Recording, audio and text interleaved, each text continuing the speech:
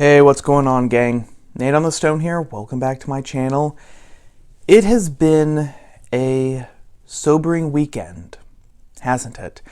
And I'm referring, of course, to the 20th anniversary of 9/11. Like all of you who were born several years before that date, I can remember exactly where I was when the attacks commenced.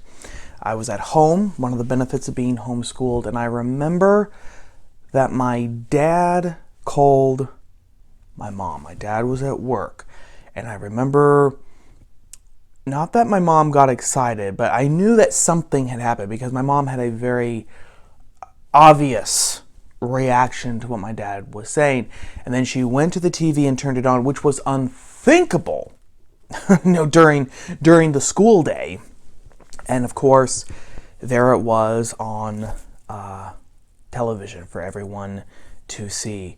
I believe that when we turned on that television, I believe that the second plane had already been flown into the second tower, so we didn't actually see that horror in real time. And I remember being just glued to the TV, watching that. And even at 12 years old, I know that I'm outing how old I am now, but at 12 years old, even my 12-year-old brain, full of mush, understood at some degree that this was serious, that the world had changed in some way, that my family, we had all been attacked. Now, I couldn't have put it into those words. I couldn't have actually articulated it. It was a primal emotion, not even an emotion maybe, but a primal awareness. I also remember spending the rest of the day just scanning the skies for suspicious planes, looking around, watching the streets for cars or vans or any sort of vehicles I didn't recognize. Did any of them stop? Did anybody get out? What did a terrorist look like now? That's what I was doing. And then, of course, that night listening to then President Bush's address to the nation. Remember being very looking forward to that speech, wanting sort of that comfort. The election of 2000 was really sort of my political awakening. That was the first election where I was aware, really, of what was going on. So of course, back then I had been 11, 12, so had nothing to do. Just was very, very emotionally invested in Bush winning because, again, my parents, very conservative, always had been. I grew up listening to Rush Limbaugh on the radio with them, so you can kind of tell where I came from that end. And so wanting that comfort, wanting the President of the United States to assure me, my family, and everyone else that there were going to be consequences for the scumbags who actually had perpetrated this attack on us. Probably the greatest attack by a foreign power on American soil since Pearl Harbor. And that's really what I wanted to talk about, what I wanted to dedicate this first video towards. Kind of exploring, just very briefly, that question. Because have the culprits of 9/11 actually been punished, gang? I mean, you would have... all of the speechifying and all of the chest thumping and all of the boilerplate that we heard over the weekend as politicians and commentators and pundits did their usual dance for the 20th anniversary of 9/11, you probably would have thought that, yes, indeed, we have won. In fact, NBC News had a story where it sincerely said, in all seriousness, that national security advisors say that we are much less vulnerable now than when we were 20 years ago. We completely won the war on terror. Really? Really. Now, this is going to, I know, make a lot of people mad. But I don't particularly care anymore.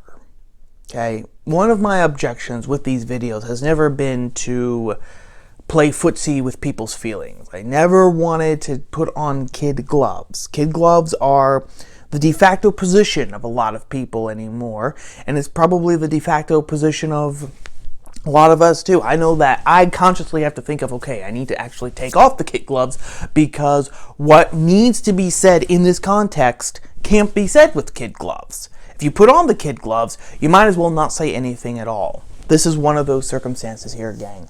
We didn't win the war on terror. We didn't win diddly squat, and in fact, we have dishonored all of the 3,000 dead from that day 20 years ago. All the Americans who died on those 3 planes, all the people who died in the towers.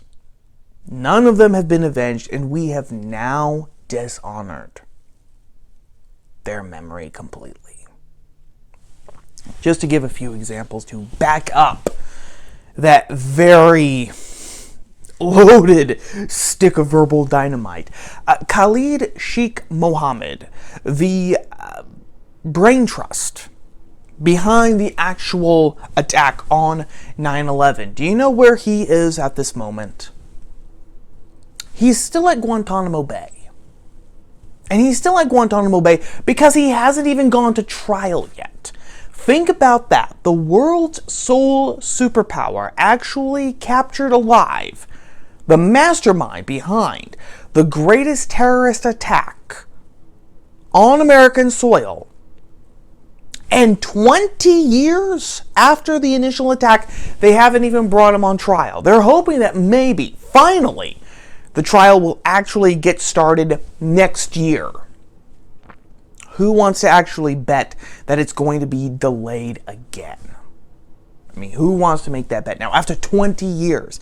And of course, the big example of all this, the big example proving my point, is the Mishava of Afghanistan, where not only was the Taliban undefeated, not only was it allowed to actually retake the country because of the moldy old sock puppet's fecklessness with foreign policy, but it was allowed to become now more powerful than it was in 2001 before the initial invasion. And now, because we in running from the country with our tail tucked firmly between our legs, we left between $85 and $90 billion worth of grade A American military equipment there in Afghanistan. So now, because of that generous contribution, the Taliban in Afghanistan now owns more American Black Hawk helicopters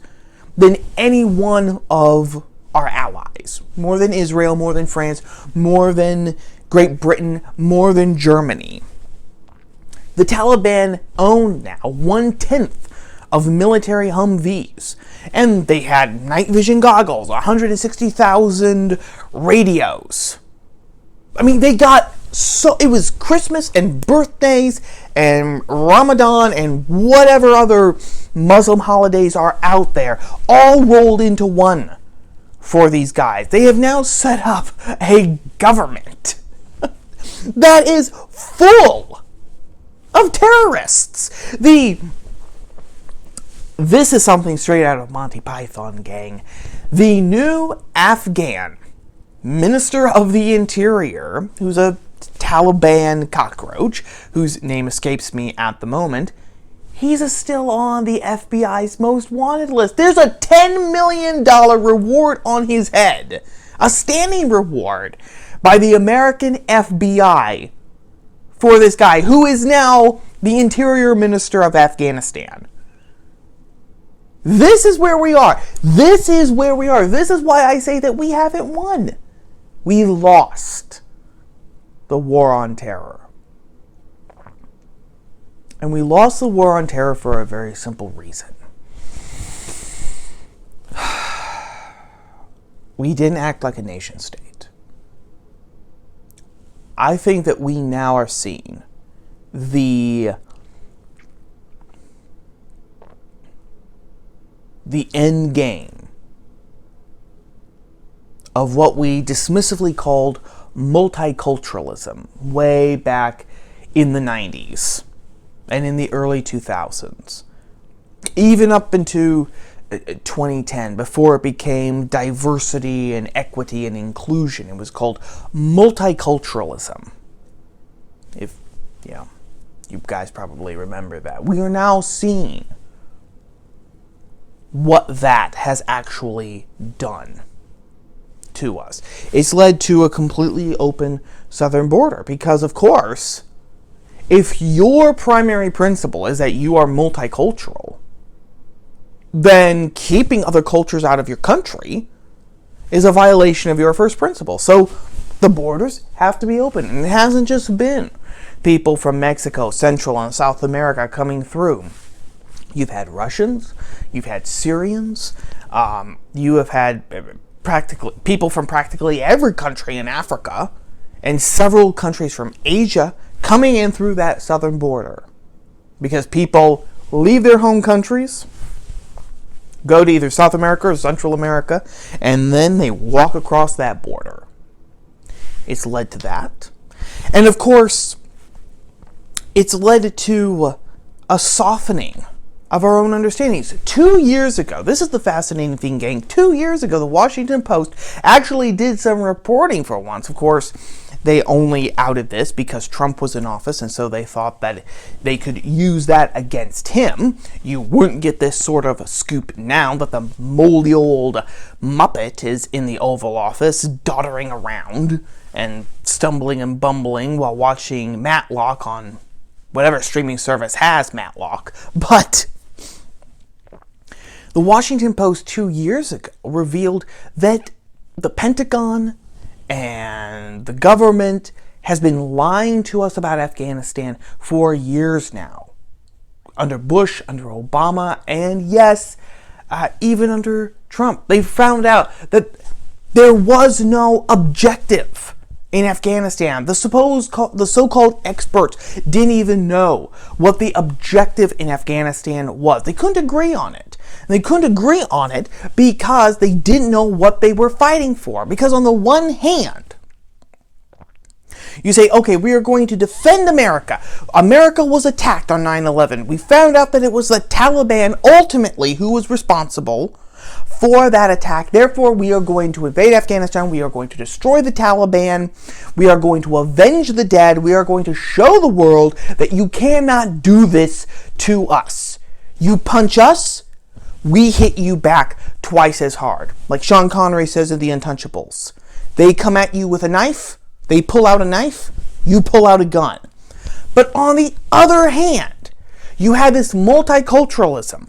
You had this belief that all cultures, all belief systems are perfectly equal. You are no better. Our civilization, our culture was no better than theirs. And in fact, in some cases, it was even worse because, of course, America was founded on whiteness, on white people. And we have had slavery, we have had patriarchy, we have had oppression.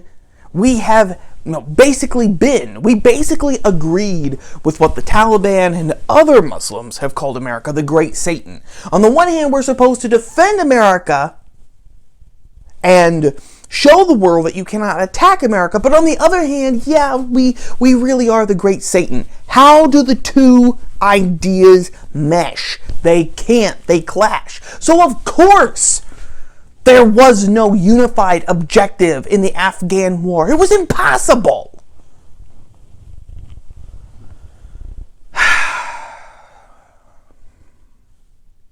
And the disgraceful, dishonorable retreat from Afghanistan has just shown the world that we're no longer serious. We are no longer a serious nation. We are playing the role of a great power, and even doing that pretty poorly. And this is why, gang, I have to admit, I didn't post anything like never forget didn't wear a flag button, didn't do any of the things that we were told to do for 9/11, because we can never forget, never forget, never forget. We did forget.